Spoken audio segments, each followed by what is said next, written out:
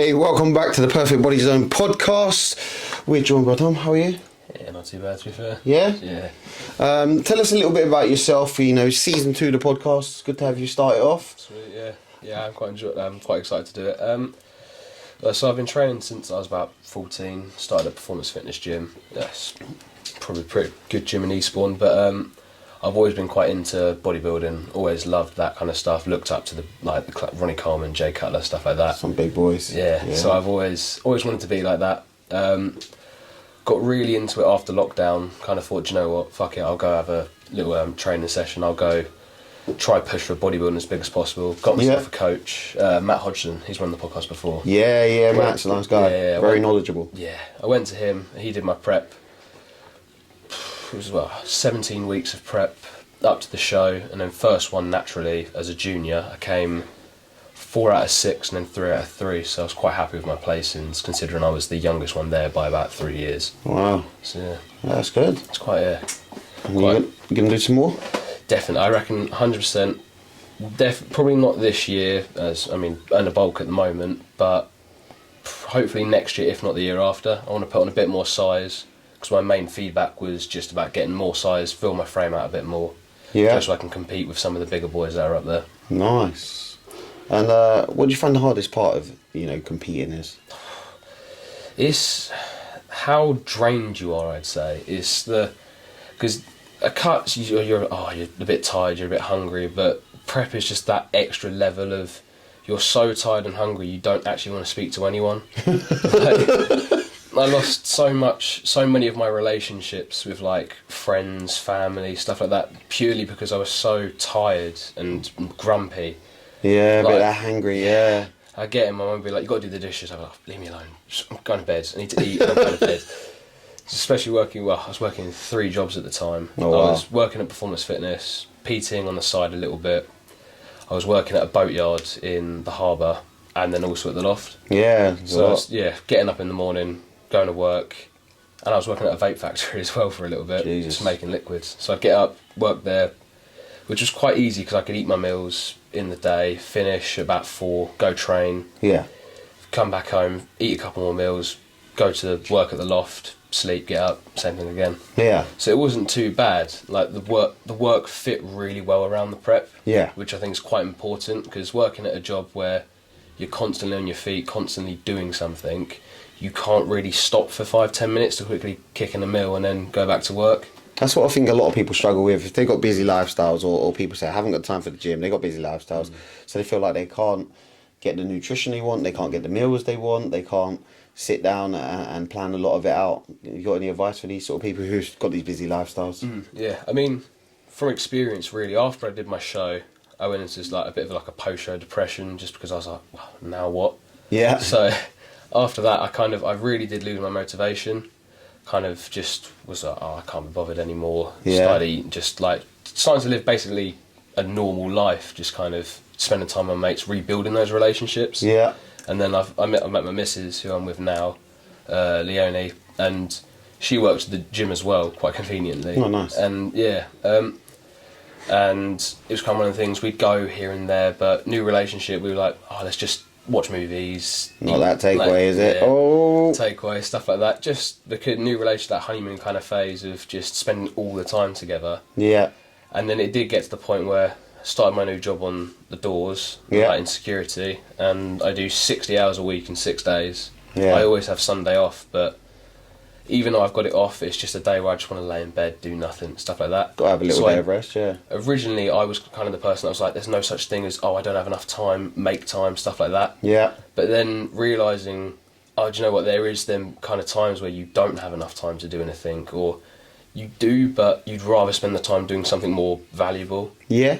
So everybody's got limited time to what you choose to do. If you want that body, you're gonna work towards that body. If you want that money, you're gonna put in the extra hours to get that work. But if you want to spend time with family, that's a good choice too. That's the thing. Yeah, you've got bodybuilding is a very big sacrifice. that you have to make. You do have to sacrifice time with family, time with friends, which at the end of the day you never get back. So you have to have that balance. So I think just recently I'm starting up like all my meal prepping, training proper hard again. Yeah. So big sacrifices. A lot of people have done it. A lot of people do it, and a lot of people are probably unaware of how many sacrifices you've got to do. Yeah. You know, it's not just a diet and a bit of training. Yeah, it's a lot of diet, and it's a lot of eating, or a lot of cutting back, and a lot of saying no to things. Yeah. A couple of people on the show have said, you know, if they go out for a meal with friends, sometimes they'll take their own Tupperware with them to the restaurant and be like, look, I'm on a serious food thing. And a lot of restaurants are okay with that. Have you ever experienced saying no to friends and saying no to food and saying no to the meals out? Yeah, there's been a few times when I was on prep, our guys would be like, oh, let's go out, let's go for a couple of drinks. And sometimes I'd say no if I was really tired, but I found most of the time, because I was working at the gym, I'd finish at 10. My mates were like, oh, we're going to Spoons for a couple of hours, do you want to come? So what I'd do is I'd be like, yeah, go on then, just to keep some of my social life, because otherwise you're sat at home, it does get somewhat depressing, because you're so tired and you don't want to spend time with anyone, that you start feeling like, even if you're not lonely, you start feeling lonely, and you can't really get out of it because you're so like, I don't want anyone to talk to me, that you kind of dig yourself into this like hole of just like, everyone leave me alone. So I tried to keep my social life up. So what I'd do is I'd go Spoons, I'd sit there, I'd get like a Pepsi Max cherry, just 0 calorie drink, something a bit fizzy, keeps like, if you've got a sweet tooth, it really helps, because even just 200 mils of that, sip that for whenever you feel like, oh, do you know, I could really use a slice of cake or something right now. Oh, cheesecake. Yeah. Love a bit of cheesecake. Just a bit of that, it kind of, your body goes, oh, we've got some sweet food, okay, we're fine now. So I used to go there with that, and then my last meal of the day, which was Greek yogurt and a protein shake, which I just used to mix together. So nice. So it just wasn't that like sour Greek yogurt. So you put protein powder in your Greek yogurt, and then mix that together, so it's like a flavoured yogurt. So I'd get my Tupperware, I'd put the protein powder in, which was normally just like I've got some in here, just like the really like ISO whey. Yeah. That with a bit of water, mix it around until it's like a paste. Pop the Greek yogurt in on top of that, mix it round, and then whatever flavour you've got, it then kind of like changes. So it's just makes it less unbearable to eat, especially when you're eating it for 16 weeks. It sounds kind of jank, but I think it'll probably be alright if you had If you have a nice protein powder. Changing your yogurt to a nice powder, and that's a lot of protein, and they're kind of healthy there, See, I like a bit of yogurt, honey, peanuts, blueberries, only because every time you're abroad, you got that all you can eat in the mornings, and they've got the yogurt and the fresh fruit and the nuts, and I'm that up in the morning. So I try and do that when I'm over here. Well, I'm not saying I'm away all the time, but but yeah, it's like a healthy alternative than a tub of Ben and Jerry's. True. Yeah. So yeah, substitutions. A lot of people don't make those substitutions. They'll go for that snack, and that's why they got the belly and the big titties. And come on, geezer, like it's your own fault. Do you think a lot of people make up excuses as to why they can't do things? You know, I can't go to the gym because one, I haven't got time. I can't go to the gym because eating healthy takes more money. I can't go to the gym because I've got no one to go with. I think they're all somewhat valid excuses. There is the people that can't go to the gym, but then there is an argument to everything. We've got 2 or 3 gyms in Eastbourne that are 24-hour gyms. You could, yes, you don't want to, but take a scoop of pre-workout, that would get you buzzing again. Go to the gym, go home, sleep, same thing again. Same with food. I found, especially from experience, meal prepping is so much cheaper than actually just buying food when you want it. Because when I was like just not on plan, I was burning through 100 quid a week on food, just because if I'm laying in bed, I'll have a takeaway. It's easy. You got a couple of clicks. Yeah, literally, and it's so instantly to the door, but then you're 40 quid down. 40 quid down, you did X amount of calories up, all the fats have gone in your body, you're starting to feel lethargic and tired, and you do the same tomorrow because you're tired, and it was easy yesterday. And I think everybody falls into that trap. It is a couple of clicks and you're done. You don't have to cook, you don't have to clean, but you do get fat, and it's your own fault for being a fat loser sitting in bed ordering takeaways all the time. So if anybody's watching this or listening to this and you keep ordering takeaways and you got a belly, it's your own fucking fault, no one cares. Literally. But what I found, I'm quite fortunate to have a booker's card. Oh, nice! I got one of them as well. Yeah, so bit of chicken, bit of. I think you can apply, and especially if you have a membership of Performance Fitness Gym, we have an app that allows you to go to bookers, even if you haven't got a business. Because the managers, our boss has got a deal with bookers because we get all of our like water and Lucozade, stuff like that from there. Yeah. So we've got a little deal that all members get also basically a booker's card, but it's an app. Yeah, it's so good in there. I can feed myself for 5 days worth of chicken, good chicken as well, for about £13. Yeah, and nice. that's 2 kilos of chicken. And That's good. it's already in 200 gram breast fillets. You can get 5 kilos in there for something like £24. Yeah. Which I mean is just a no-brainer. It's so cheap, cheaper than anywhere else, and it's from a butcher's as well. You think about it, you get, what is it, 5 kg for £24? Yeah. And that will last, what, 2 weeks, 3 weeks maybe? Easily. It depends on the meals. I normally have, 2 chicken and rice meals a day. Yeah. So 2 breasts a day is probably around 10 days. So you got roughly about 10 meals for £25? But yeah, and that's the thing. I get the 2 kilo ones just because it is a nicer cut of chicken. Yeah. Like, there's less, like, all the shit you got to cut off and stuff like that. So I get that. You can get eggs in there. You can get 60 eggs for, depending on which one you get. I get the mixed eggs, so like the mixed weights and sizes. That in there is £13 for 60 eggs, which you go to the shop now, 12 eggs is like, what, 5? Yeah. It's so expensive to get eggs in a normal shop. It's so incredibly cheap to get them at Booker's. 60 eggs, if I have in the morning 3 eggs, 3 egg whites and a bit of toast, Yeah. it lasts me ages. Yeah. Almost to the point where the eggs are going to go out of date because it's crack 3 eggs, crack 3 egg white, pop that in a frying pan, scramble it. Easy meal, it doesn't take that long. Yeah. If, like, I know it's disgusting, but I remember when I was on my prep, microwaving my eggs. Ooh. Yeah, because I'd get in from work. You're a bad guy. Yeah. You're a bad guy. I'd get in from the loft at 4 or 5 in the morning. The sun's coming up. I'm knackered. I'm starving. And I was like, I've got to have my first meal. I can't whip out the pan. I live at home still. Yeah. I'm still quite. I'm 19, so whip at home. I can't whip out a frying pan. Start making eggs, making loads of noise downstairs. So I put it in a Tupperware. Bit of salt, bit of pepper. In the microwave. 1 minute. Out. Stir. 30 seconds, stir. It was disgusting, but it is what I had to do. Bad guy. You need to sit on a naughty step for that. No. Microwave and egg. It was disgusting. But yeah, I used to, when I first started training, before I jumped on all the protein powders, or a point when I was broke as well, I got eggs and was doing raw eggs. Because in my head I was like, well, if everybody else can get big that way, why can't I? Yeah. So I was down in raw eggs and... yeah, that was gross as well. That was absolutely disgusting. It's disgusting. Like swallowing your own snot. Honestly, that's exactly how I describe it. It's so grim. It is horrible, but when you're broke or when you want that extra protein in you, you've got go back to that CT Fletcher. I think it's CT Fletcher. We ain't eating for taste, motherfucker. We eating for the gains. Literally, yeah. That's the thing, yeah. My food was so... I used to get... not bullied, but like everyone used to laugh because I used to boil my chicken. Oh, wow. Which Man, you're a bad guy. I know, it's grim. Microwaving eggs and boiling chicken. I know. But you need to sit on some naughty step for a couple of weeks or something. So bad. Back when I first kind of started all my meal prepping, it's because it was so easy to cook massive bulks. Yeah. Like one big pot, it's about that big at home. On the massive hob, we've got all of the chicken in there, boil it, leave it, a bit of salt. All of it at one go, just like a big old tub of chicken straight in, boil it. Boil it, because then what I can do is I've got 15, 16 bits of Tupperware, just rice cooker, scoop, bang, chicken, plop. Yeah. And it was just... I get for efficiency, yeah. It was just white. There was no flavour and no season. It was disgusting, but... No, what, you didn't do no flavour? Nothing. Oh no, my God. Proper white boy I was. That's I did change my ways after I kind of learned how to use... Well, I knew how to use a grill, but... how to effectively cook the chicken on the grill and just stacking it like back, forth.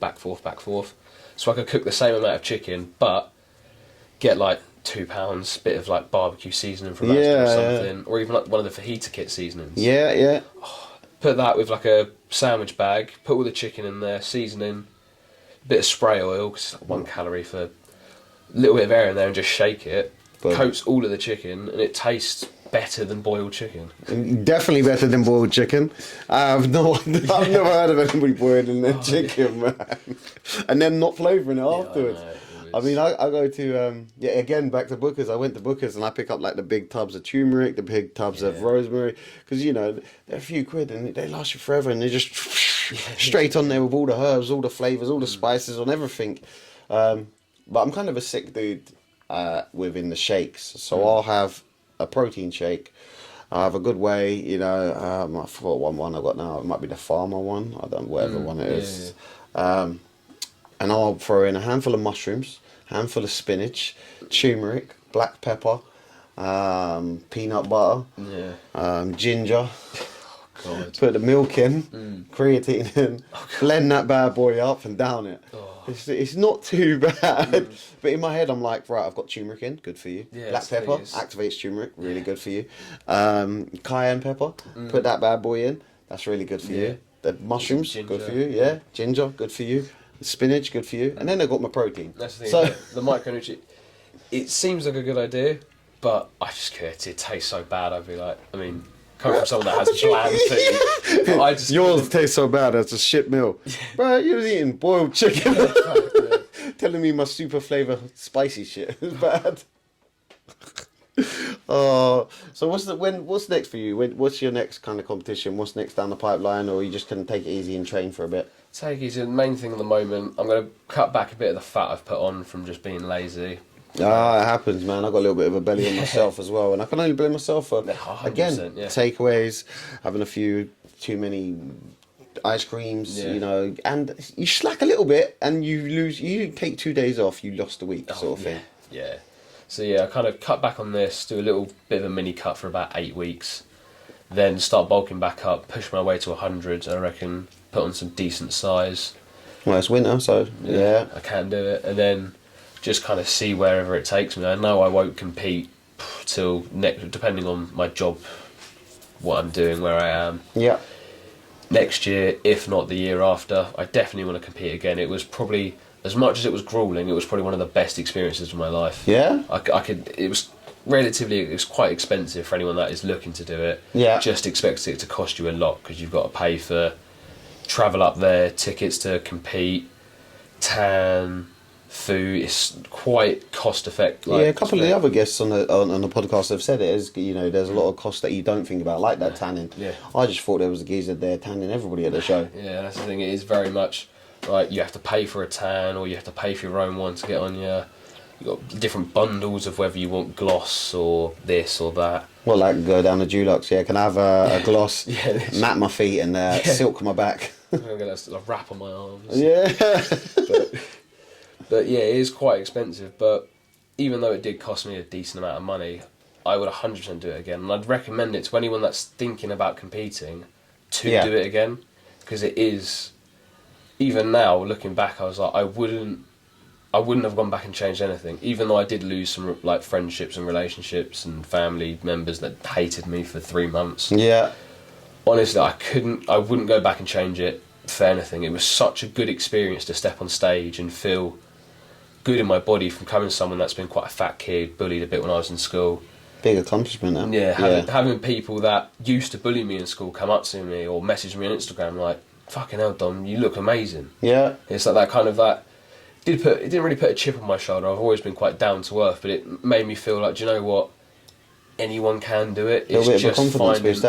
It's nice to hear from people who appreciate your accomplishments, your hard work, your dedication that you've put into things. It's nice to, especially people that have known you for a long time, and they say, "Oh, do you know what? It's nice to see you done this. It's nice to see you done that." And I think we need more of that in society. 100%. I don't think there's a lot of people get jealous. A lot of people talk behind your back. He's on gear, he's doing this, he's doing that, his mum and dad paid for it, he didn't deserve that business, he got lucky, she's a hoe. I don't know where that one comes from.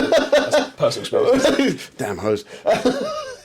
But we need more support, more love. And I love the fact that people are out there doing more and getting support. So when people are supporting you, it's nice.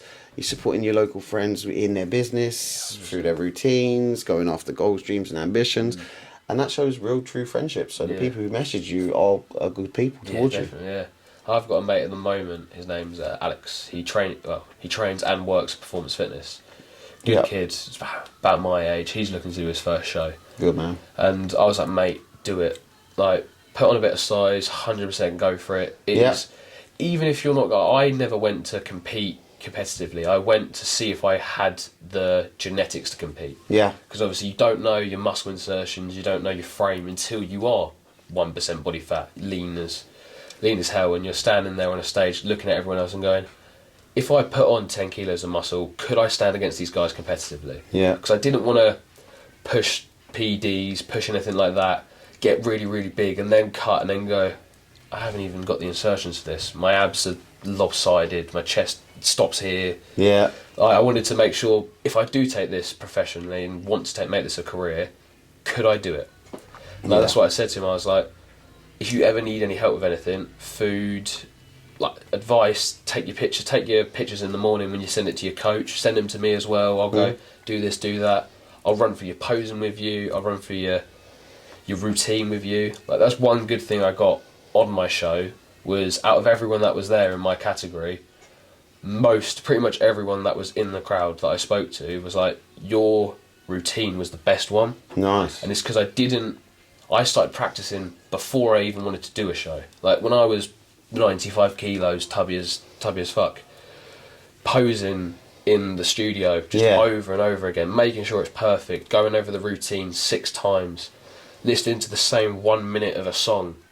Yeah. Probably about 1,000 hours of this 1 minute. Just getting this routine right. Just making sure it's perfect so that when I am on stage, tired, hungry, depleted, just like, get me off this stage and I want a cheeseburger right now. Yeah. I wouldn't have to think about what I'm doing. It'd almost be muscle memory. Yeah. Of going, right, I hit this pose on this beat. Everything was perfect. Watching over the video. Kind of like learning a dance routine sort of thing, yeah? Somewhat, yeah, because I did classic.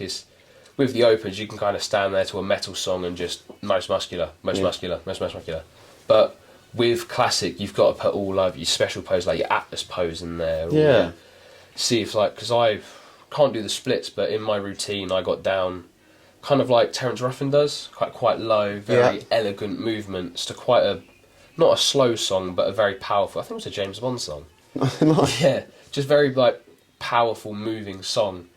Because with classic, it's not as much, yes, it's about your physique, but they also judge you on your posing a lot more. Yeah. Because you're supposed to look elegant, you're supposed to look, like, angelic in a way while you're posing. Yeah.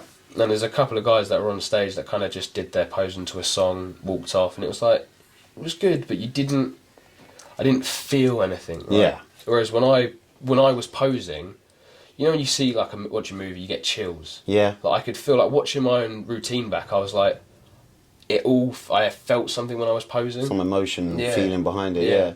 So when people see it on Instagram, so I see it, not too often because I don't follow loads of fitness influencers and things like this, but you see the same geezer, same girl in the same pose, and you're like, bruh, this is the 16th time this month you've done the same over the back of the shoulder pose, and then people be like, oh, stupid, you know, the people who've got that negative opinion, they'll be like, they've done the same pose, oh, he's got his trousers off in the gym, oh, he's got his top off in the gym. But it's essentially getting that pose right, getting your routine right. It's essentially keep looking back, and that's your kind of accountability. So it's good to do that, good to have that on your Instagram, good to have that on the socials, because it is kind of working up to being that perfection or getting to as good as you can be. Definitely. I think with my social media, my Instagram, and I just post on TikTok because I just post between the two. I posted every week of my prep. I do a little bit of posing in the gym. Yeah. Just top off. At the beginning, it's just a bit like, oh yeah, fat kid posing, whatever. But as now, when they come up on my memories, because I competed last November, so literally a month ago, I had a 6-pack by now. Last year, but going back over it when it comes up on my memories, one, it's a little bit of a motivation and confidence boost of like, look where you were, you know you can get there again. To be fair, and then also I did kind of the same kind of poses: front double, most muscular, side chest, rear delt, rear lat spread. And as much as people might be like, oh, you're posting the same thing, I always think, if someone's posting, let's say that they have an incredible most muscular, amazing most muscular, beautiful, and they constantly post it, it's like, cool, your most muscular looks great, but how about your back double? Yeah. And stuff like that. It is good to put a bit of variety in there, just so you don't get the people like you said that do something different. Yeah.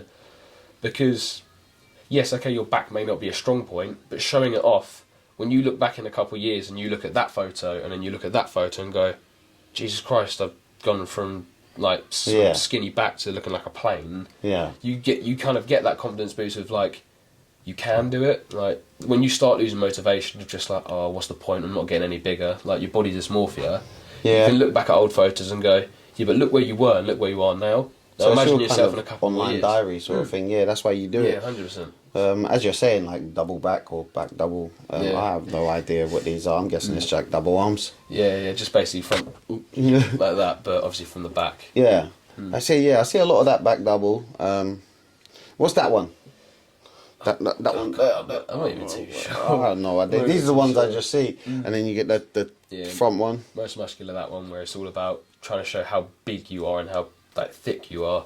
Yeah. And you got stuff like that. Obviously your front lat spread is that X taper of your legs coming out to your top half being out there. So you kind of bring that nice X taper. Yeah. Which is basically what bodybuilding's about. It's nice tiny waist, big legs, big shoulder, like big top half. It just makes you that illusion of you look even bigger. Yeah. So it's. Is it like a bit of peacocking? Like basically, yeah. For bodybuilding is very much, yes, there's a lot of skill and a lot of hard dedication towards it, but at the same time I do a bit of posing coaching just for a couple of mates that just want to look a bit better in photos and stuff like that, and I watch them pose and I'll go, right, move your hands up an inch and then take a photo, and I'll go, look at the difference, and they go, oh, I look so much bigger in that one.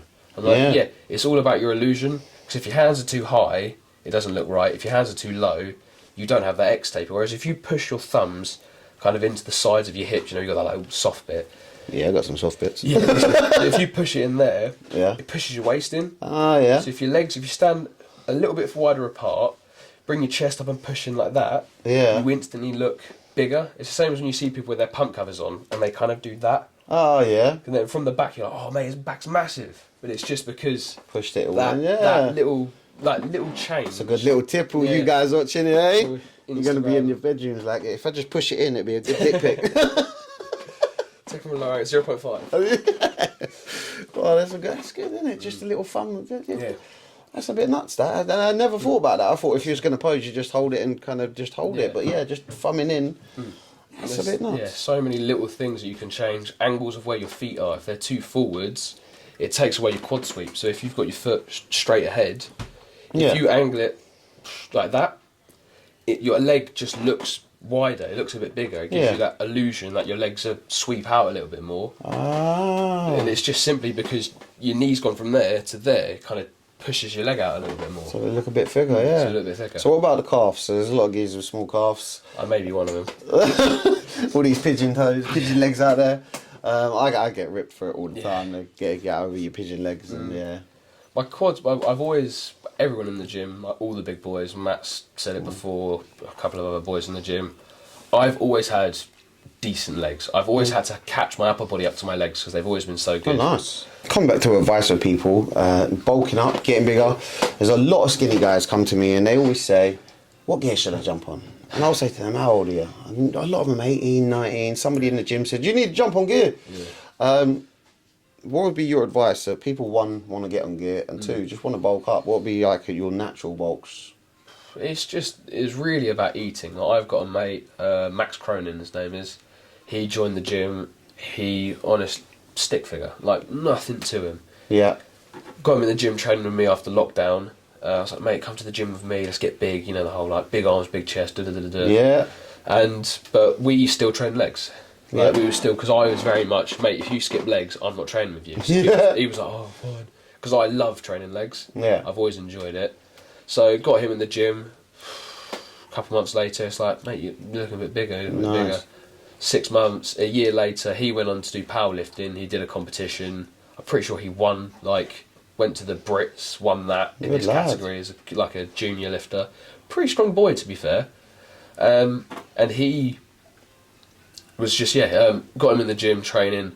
And I said to him, mate, the trick is when you're young, because you can do, your metabolism's high.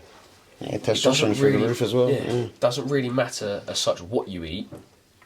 When you're bodybuilding, it's different. But if you're just trying to put on the size, eat until you feel sick, eat a little bit more. It sounds really stupid, but Eat big to get big. yeah, that's what it is. It's wake up in the morning, have a bowl of cereal, have a protein shake. Lunch, I always said to him, I was like, try and get good meals in. Yeah. Try and get chicken, rice, a bit of veg in. Yeah. It's not too difficult to do. If you're short on time, you can buy pre-cooked chicken. I know, I can't remember the company, I think it's like GSN or something like that. We sell a load of their stuff at the gym. You can buy frozen bags of pre-cooked chicken. Yeah, Things I've like seen that. it's They've got it in Asda, I think, and you So just like- reheat it or whatever it is, yeah. Put it in the microwave or leave it Oh, out. you over. in this microwave, mate. You need to get your microwave Microwaves, confiscated. they're amazing, mate. They do are. everything. I They do all my everything. food preps and then shove it in the microwave, yeah. But you pop it in there for a bit. Boom. Rice, packet rice, once again, microwave. Microwave. sorted. But that is, to be honest, it's still a solid meal. Yes, Yeah. it's all come from a bag or a packet. Chicken's chicken at the end of the day. Yeah. It doesn't really matter that much. You hear a lot of people like, oh, you've got to have this chicken, you've got to do that. Oh, no, yeah. Chicken's chicken at the end of the, like, What's your So- views on the butcher chicken and supermarket chicken? So a lot of people are saying the supermarket chicken is pumped up with loads of shit. You get loads of water in it, loads of additives, and then you got the flip side is the conspiracy theories if they're gonna try and kill you. yeah. I've never really seen much of a difference. I've been to butchers, I've been to Booker's, supermarket chicken. I've never really seen it to be so detrimental of, oh, there's so much water in it, I cook a chicken breast that's this big, and now it's this big. Yeah, I've never really noticed that. But even if it is pumped full of water, yes, it makes it bigger, but surely that doesn't change the protein in it. yeah, It doesn't, like, yeah, okay, some chicken might be like, oh, it's battery farm chicken, they pump it full of this to make it bigger. But you say that and you complain about your chicken, but you'll still eat the veg that's been sprayed with pesticides and all of that stuff. Oh, good point. Good You're point. still having the cheap eggs that are battery farm eggs that are, once again, pumped full of shit. It's Yeah, very much, fair point. if you're going to preach about one thing, you've got to have organic everything, Ooh. which is going to cost you a load. At the end of the day, you're really not going to notice the difference. There's never been a taste difference. I've never really seen much of a size difference. One depends how you cook your chicken Yeah. and how it goes. Definitely don't boil it. Yeah, definitely don't boil it.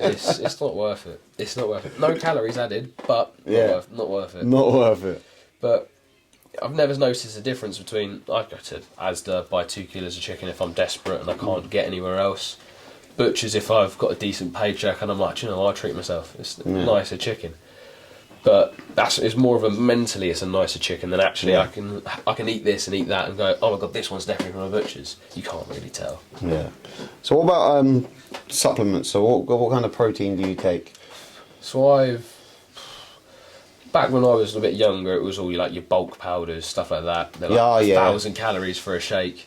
Yeah, that was Which, me. yeah, which they're good, but they're not the best. You can make your own one with a normal protein powder, Yeah. which hasn't got a load of crap pumped in it, with some oats and a banana and some Yeah. peanut butter, stuff like that. Peanut butter's the one. I've always used iso wheys, whey complexes, and at the moment I've been having a little bit of beef protein, Yeah? which ain't too bad. It's like the juice one. Yeah. It's actually quite nice. I don't have it a lot because obviously, like, the micronutrients in red meat it's okay, but you don't want to eat it all the time or have it all the time. So 'cause the it's- micronutrients are being in that still. Yeah. Yeah. You know. The way it's made is pretty grim. Essentially, they boil beef in a vat and then just skim the protein off the top. That's gross. Yeah, it's disgusting. It really does. The amount of people I've told that they've gone, I'm never having that again. And I'm like, I don't blame you, especially because it tastes so nice. You wouldn't expect it to be made like that. Oh, does it taste nice, the beef protein? Yeah, it's really good. Especially the NXT stuff that we have at Performance Fitness. Why does everything nice have to be fucking bad for you? Yeah. It's not bad for you, but in terms of, because I was talking to a guy I work with, Mo, and he was like, it's good for you, but if you speak to like the big bodybuilders, especially if you're taking gear and stuff like that, red meats can have effects on your liver and stuff like that because of just the stuff that's in it. Yeah. So having that spread between a little bit of fish, a little bit of red meats, but predominantly stuff like chicken, Yeah. it can keep your body on a minuscule level healthy. Yeah. Because I mean, I haven't taken gear. I don't know if I will. I'd like to, but I'd definitely like to be one of the big boys in the gym that has to go through the door sideways, stuff like that. But I've done a lot of research on it. I did my college A-levels, basically. I did a level 3 diploma. Yeah. I did all of that on steroids. I got I didn't get samples, but I got my evidence from the big boys in my gym, Matt, Harry Askham, Delroy McQueen, who's a crazy powerlifter, he's a bit of a crazy. legend around here, and Yeah. he's done quite a lot. Yeah, Del. I've never really met him, in person. Yeah. I don't think, but yeah, he does. Yeah. He's done a lot, and he's achieved a lot. But yeah, I messaged them all. I was like, listen, I'm doing some research on the effects of steroids and trying to put a bit of a brighter light on them, because they're very negative. Oh, you take steroids, this happens, you're going to die. Yeah, but everybody's got an stuff. issue with steroids. Oh, you take steroids, this happened, that happened. Yeah. Geezer, you buy your packet from some geezer down the alleyway so you can sniff it in a pub toilet. Literally. Don't tell me steroids are bad for you when you just bought it of some dodgy geezer that you've never met before because somebody else gave you his number and it's good packet and he told you it's pure. Like, It's not pure. But yeah, it's very much. It doesn't. Yeah, a lot of people shy like, oh, it's so bad for you. You're gonna have these issues, issues. It very much depends. What it is people take steroids. They go, oh, do you know what? I'll hop on a cycle. I've got mates that have done it. Oh, yeah, I'll do it.